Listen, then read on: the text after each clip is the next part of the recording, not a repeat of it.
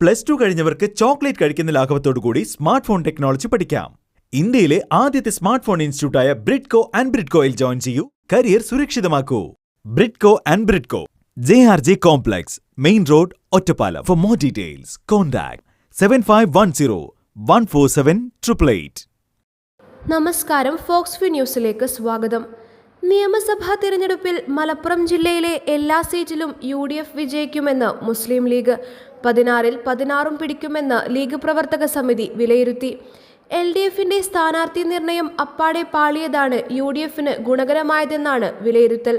ശക്തമായ പോരാട്ടം നടന്ന പൊന്നാനിയിലും തവനൂരും 5000 വോട്ടിനെങ്കിലും വിജയിക്കുമെന്നാണ് ലീഗിന്റെ കണക്കുകൂട്ടൽ.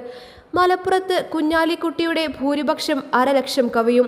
താനൂരിൽ 20,000 വോട്ടിന്റെ ഭൂരിപക്ഷം ലഭിക്കും.